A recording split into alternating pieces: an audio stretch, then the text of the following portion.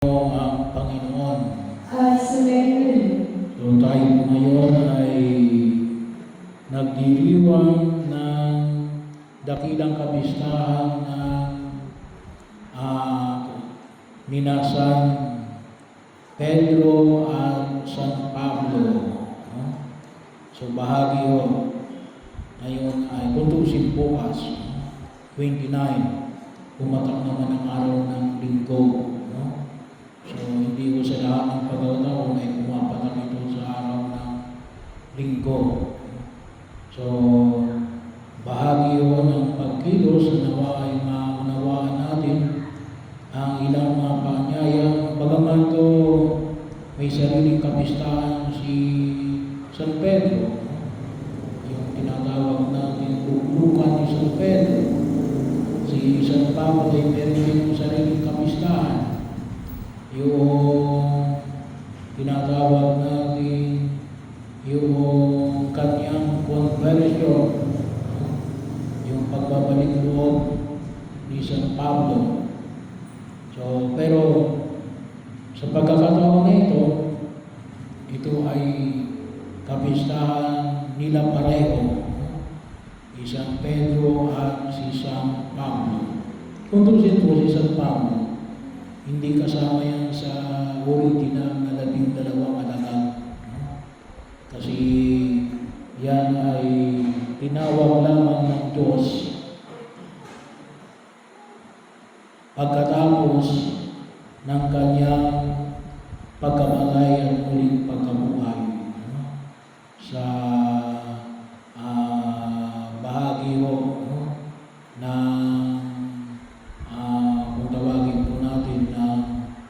kanyang paglalakbay patungong Damascus. Saan yung Damascus? Syria. So, yun po. Pero, ano pong mga paanyaya na nais na ipamanig ng Kome Kapal? Una, ay yung pagtawag. Sila'y parehong tinawag ng Diyos upang katulad na po ng ipinamanig, ipahayag ang mabuting balita ng pagliligtas ng Diyos. Tinawag ng Diyos na ipangalan ang pagliligtas sa buong dako ng daigdig. Kaya ito rin ay kumikilos lalong-lalo na sa tinatawag natin mga pamaraan na ipinakita ko ni San Pedro at ni San Pablo. Ano ito? Yung kung tawagin po natin ay yung inward at outward thrust. Si San Pedro o inward thrust. Si San Pablo ay yung missionary thrust. Pero pareho pang dapat na pangalagaan. May mga isinusugo ang Diyos para pangalagaan ang kanyang bayan sa mga tumanggap na sa kanya. Kinakailangan natin yung patuloy na pangalaga at pagpapahalaga. Kung hindi, maliligaw tayo ng landas. Pero may outward. Ay alin yung outward? Sinisimbolo ni San Pablo. Siya, kung tutusin po yan ipinakita niya yan sa kanyang mga paglalakbay, yung tinatawag natin missionary journey. Yung tinatawag natin missionary journey ni San Pablo. Kung tutusin po, ay tatlong missionary journey ni San Pablo. Kaya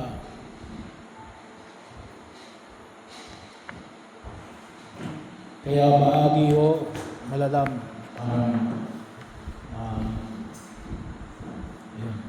Siguro mawawala lang sa punglok. Kaya makita natin na rin nakarating si San Pablo sa Galacia, sa Efeso, sa Virgin Roma, alam naman natin mga saan, pero itong Galacia, Efeso, ito po saan, bahagi ng Turkey. No? So, gawa ng kanyang si San Pedro naman ay kalimitan na yung mga tumatanggap na ng pananampalataya, yun yung kanyang pinahalagahan. Pero makita ko natin, no? Katulad ng po na yung pinamanig, kuminsan ay pinahayag sa atin na kuminsan maraming dahilan.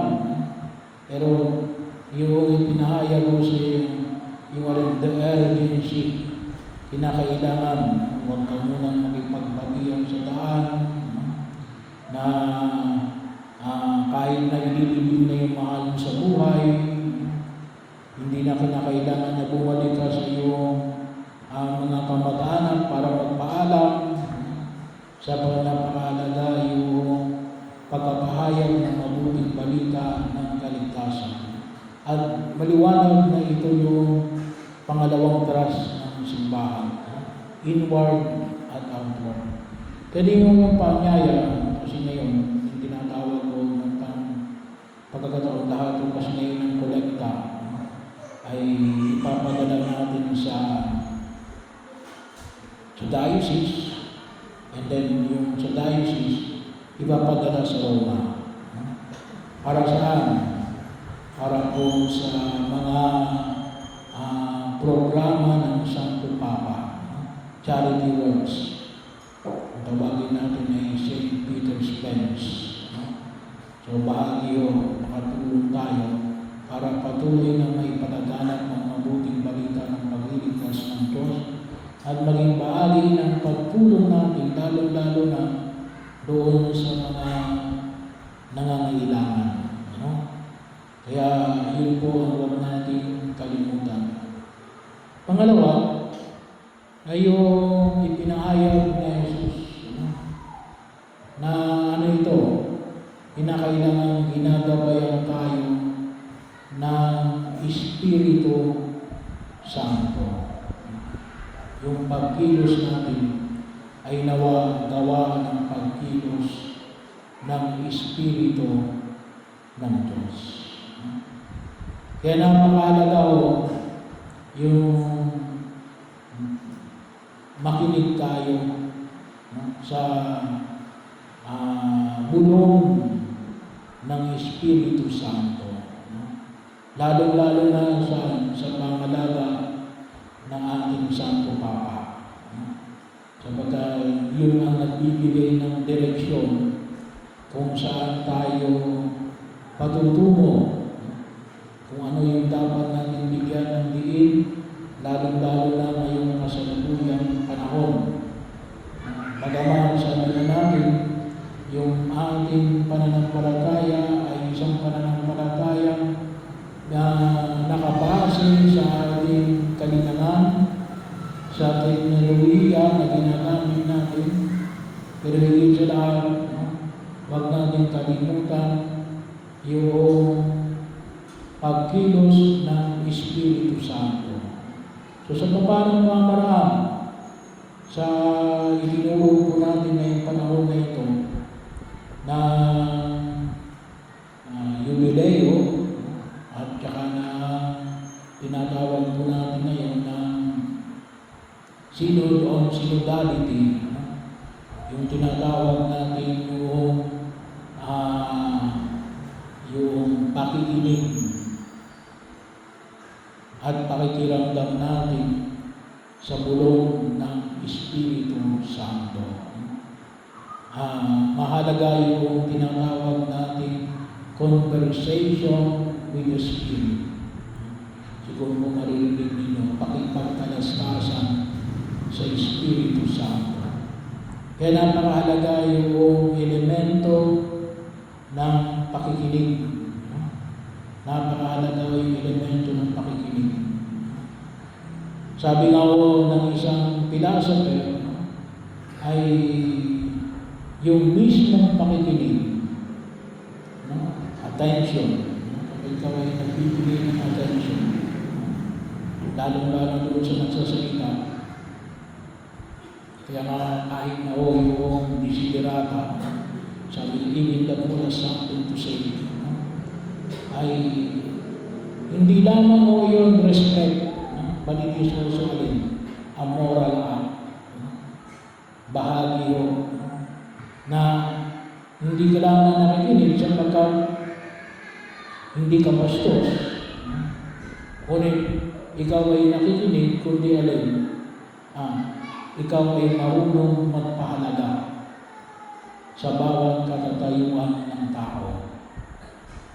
Mayaman man, mahirap man, ano man ang kanyang katatayuan sa daigdig na ito. Yun din siguro yung pinamamanig noong synodality, yung kahalagaan ng pakikinig. Bakit? Kasi pwedeng doon magsalita ang Espiritu Santo. Bahagi yun ng pagkilos na makita natin. Kaya nga, sa mismong istorya ng simbahan, yung bahagi yun ng pagtugon, lalong-lalo na ho sa mga pakapanahunan ng mga apostolos na hanggang sa ngayon, sa atin ngayon, kasi medyo sabi na natin ngayon ay nilalagay natin nagiging formalized na pamagitan ng mga sinudo. Pero bahagi ito ng pagtugon na tutusin kahit pa po mga panahon ng mga apostolos. Katulad halimbawa yung katanungan ng pagtutuli. Pinakailangan bang tulian para ikaw ay makabilang sa pag-aari ng Diyos? O kung hindi kaya yung tinatawag natin mga usapin na kung hanggang ngayon ay pinag-uusapan pa, pero kung tutusin po ay napag-uusapan na ng panahon ng mga apostol. Yung katulad ng pagkain ng mga dugo. So, o yung mga kung tawagin natin ay magkakataon na kung saan ay may pahayag ay matagal nang tinundukan mo, kaya lang patuloy pa rin lumalabas kasi nga ay baka hindi tayo nakikinig sa pahayag na pinamanig sa atin sa sa bulong ng Espiritu Santo sa pamagitan ng ating mga nagiging kabahagi ng ating karanasan sa mundo ginagalawan, yung mga tao nagiging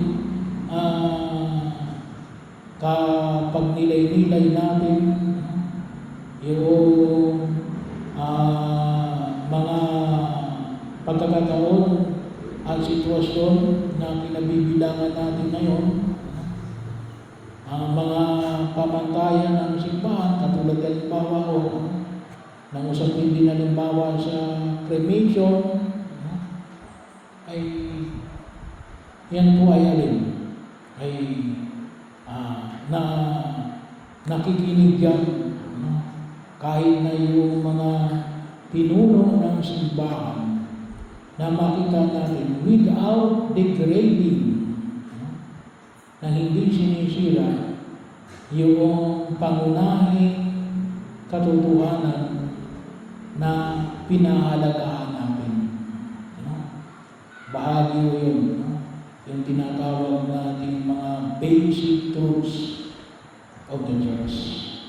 Ano ito? Kung yung makita ko sa banal na kasulatan, si San Pablo at saka San Pedro, isa sa pinag-awayan nila yun. Pagtutuli.